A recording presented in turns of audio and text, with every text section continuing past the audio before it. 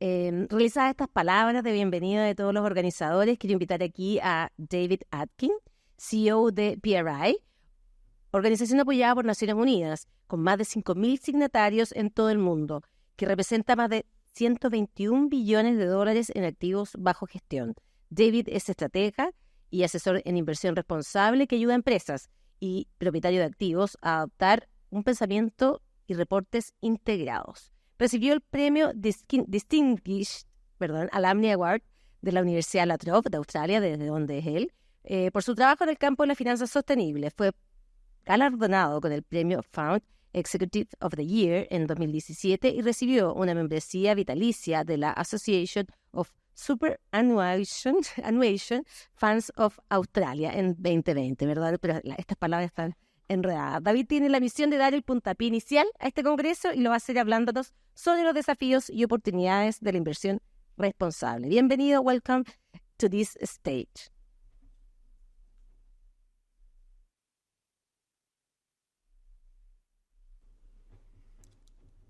So good morning, everyone. Apologies for not speaking Spanish. I'm a product of the Australian education system. And learning other languages was not a priority when I grew up, but I can say that my daughter has learnt Spanish at school, and if she was here, she'd be able to welcome you in the appropriate, or welcome everyone today in an appropriate way. But anyway, good morning. I'm David Atkin, CEO of the Principles for Responsible Investment, and I'm truly delighted to be here today at the Hispanoamerican Congress of Responsible Investment in Chile. My first time here. But already super impressed with the city. Thank you to the organisers for inviting me to speak to all of you today. It is truly an honour to join this gathering of committed leaders and professionals who are driving positive change in responsible investment across Latin America. Now, for those of you who aren't familiar with the PRI, we were formed...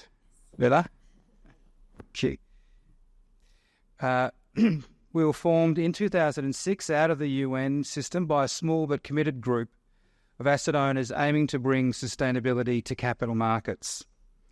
And today we represent the global responsible investment community with over 5,300 signatories to our 6 principles, represented in over 100 countries, who collectively represent over 128 trillion US AUM, which is more than half the institutional capital out there.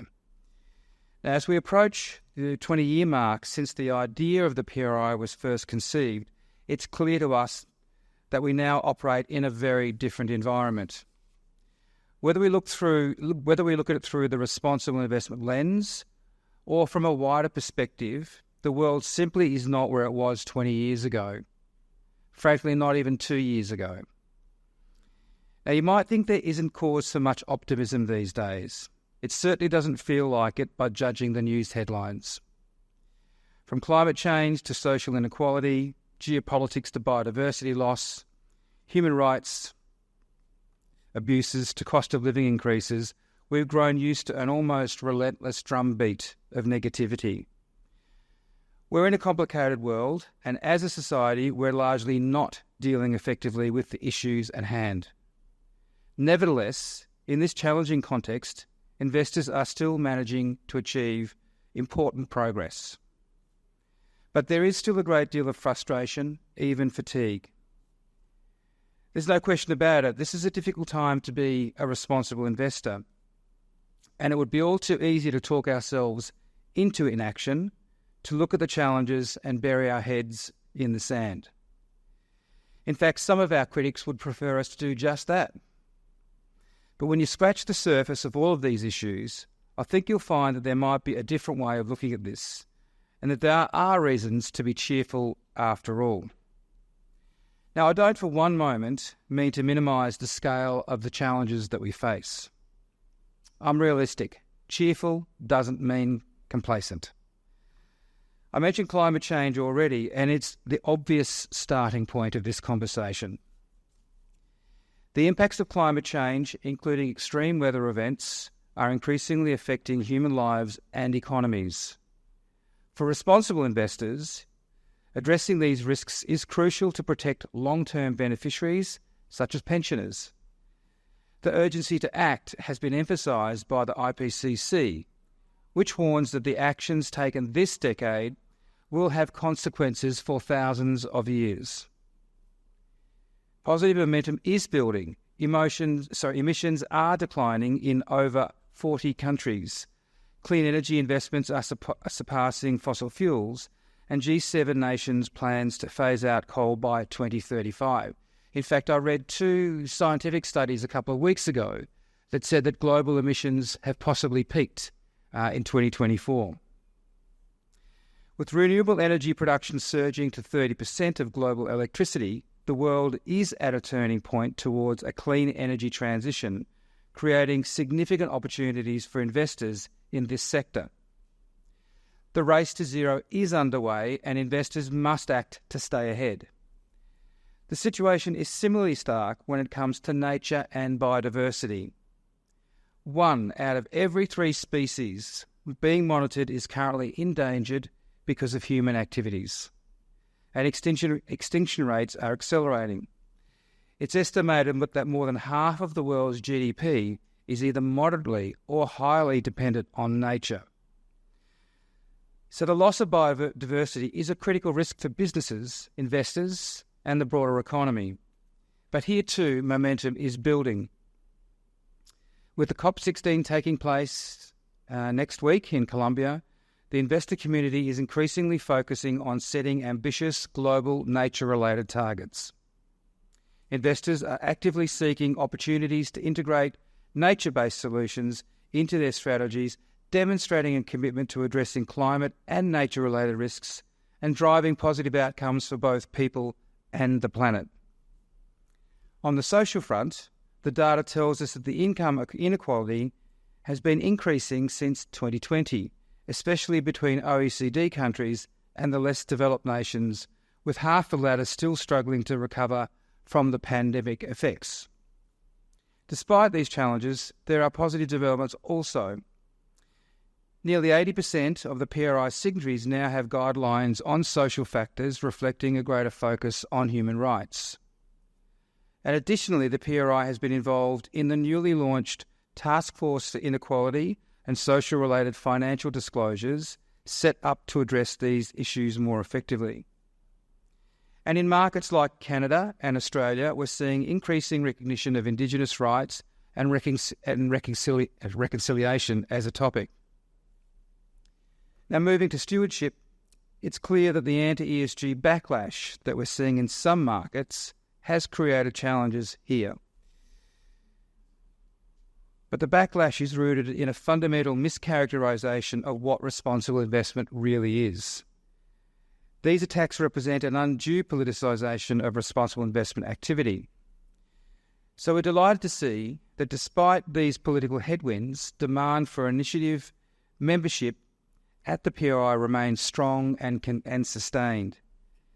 There's a shared understanding amongst our signatories that collaboration through initiatives strengthens their responsible investment practices, enabling them to preserve and create long-term value for their clients and their beneficiaries.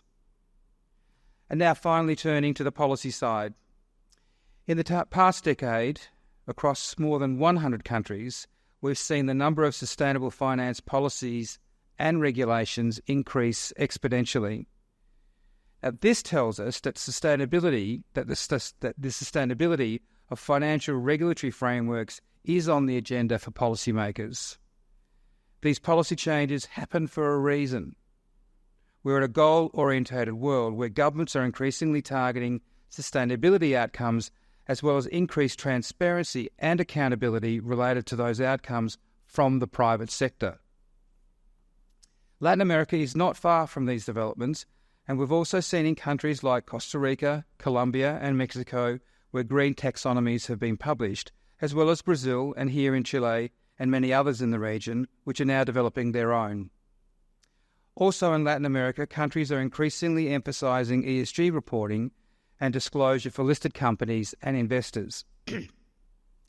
So this has been a whistle-stop tour of milestones and achievements from across the global investment landscape. And there's still a lot of enormous amount of work still to do. But we have two powerful forces at our disposal in the face of this challenging landscape. The first is unity. Now, I can't overstate the importance of working together as we navigate these complex times. We cannot solve these issues on our own as single institutions.